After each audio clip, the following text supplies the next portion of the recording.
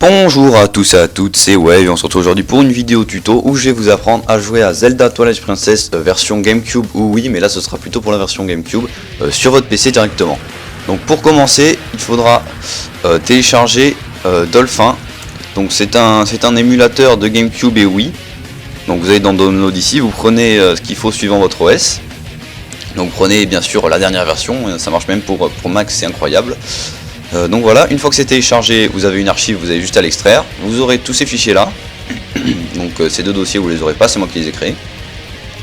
Donc une fois que c'est téléchargé, vous irez sur ce lien que je mettrai dans la description.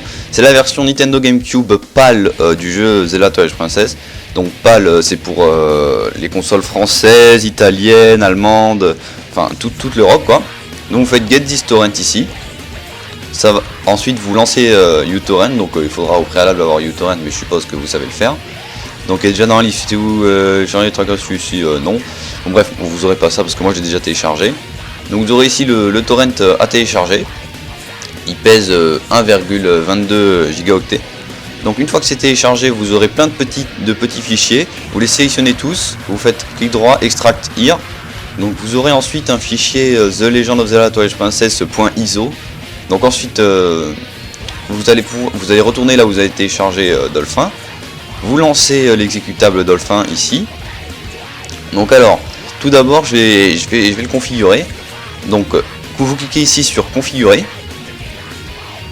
Vous ensuite bon ça c'est pas obligatoire. Vous aurez ici normalement la configuration préfaite. Donc ça sera déjà coché, ça aussi. Et là ce sera déjà sur ça. Donc pour activer les cheats, ça c'est comme vous voulez hein. Je ferai une autre vidéo pour expliquer comment rentrer des codes et tout ça. Donc ça on s'en fiche. GameCube, voilà, donc là il suffit de mettre une carte mémoire. La langue du système en français, c'est important pour run le jeu en français. Et ici contrôleur standard aussi pour la manette 1. Et après vous pouvez rajouter d'autres manettes, ça dépend, mais bon dans Zelda je vois pas vraiment l'intérêt. Ensuite ici, alors vous faites ajouter.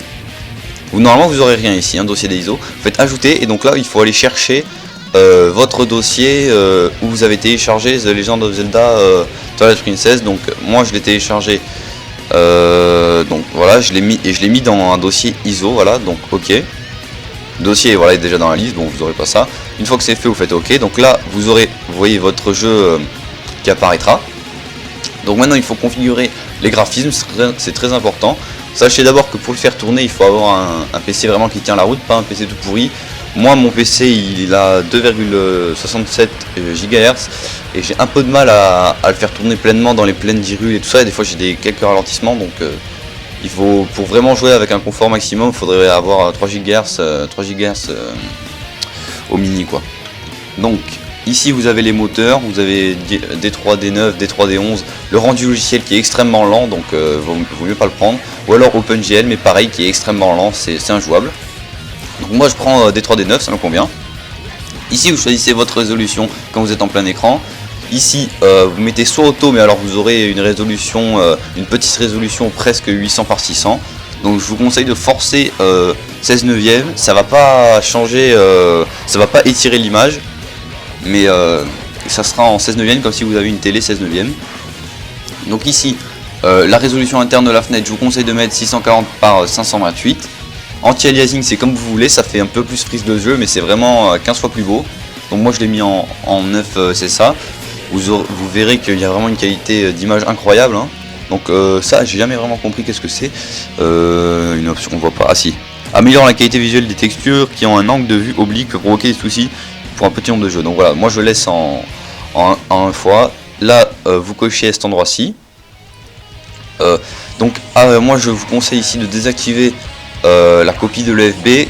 Ça peut créer quelques problèmes dans des jeux, mais dans Twilight Princess il n'y a pas de souci avec cette option. Donc ça va augmenter la vitesse de l'émulation et ce sera pas mal. Donc ensuite vous cochez tout comme moi ici désactiver. Et ensuite à cet endroit-ci vous décochez absolument tout. Donc là ensuite c'est le son, hein. Là je m'en fiche totalement. Vous mettez ce que vous voulez. Ensuite maintenant je vais vous montrer comment configurer une manette de Xbox en fait pour pouvoir jouer à Zelda. Donc à la place d'avoir une manette de GameCube ou de jouer au clavier, vous pourrez jouer avec une manette de Xbox, donc c'est vraiment plus pratique. Donc vous cliquez ici sur manette GC, donc manette GameCube. Donc vous attendez un petit peu que la configuration s'ouvre, voilà. Donc ici vous aurez une liste normalement, à la base vous devrez avoir Keyboard Mouse de sélectionner. Donc vous branchez votre manette de Xbox via un port USB 2.0, ça prend pas la 3.0, donc vous branchez votre manette Xbox au PC, vous faites rafraîchir ici, donc vous aurez un gamepad qui apparaîtra, voilà.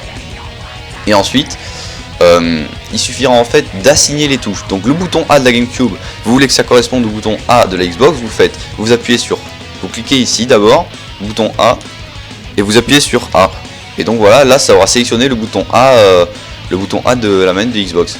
Pareil ici pour les sticks, donc si vous voulez bouger avec le stick principal, donc vous appuyez sur O pour configurer le haut, vous bougez le stick vers le haut et ça aura pris en compte le mouvement du stick vers le haut. Voilà. Donc c'est tout bête, hein. Pareil pour les triggers, donc là L et là vous appuyez sur le trigger R, et enfin vous avez compris, là c'est le pad numérique, enfin voilà. Donc une manette de Xbox convient parfaitement pour une manette de GameCube, et je vous conseille vraiment de faire comme ça.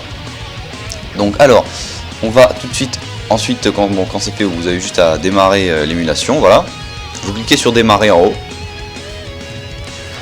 Voilà, donc là vous voyez AR code activé, mais bon ça c'est moi qui ai fait ça, hein, c'était pour faire des tests, donc vous vous en fichez, vous n'aurez pas ça.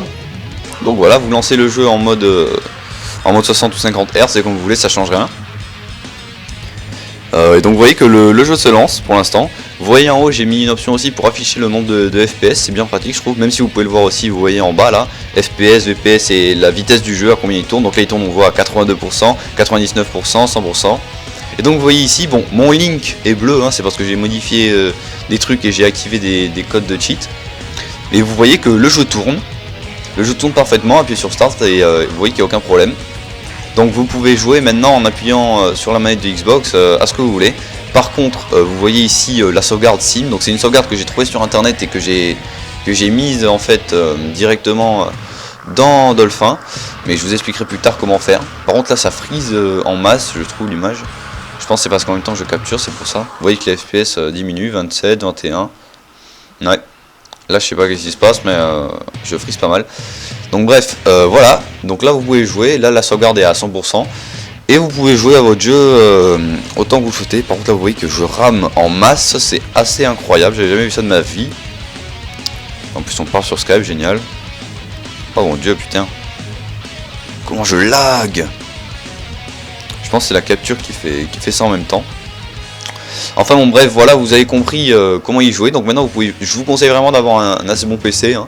Si vous avez 2 GHz et 2 Go de RAM, c'est pas la peine d'essayer.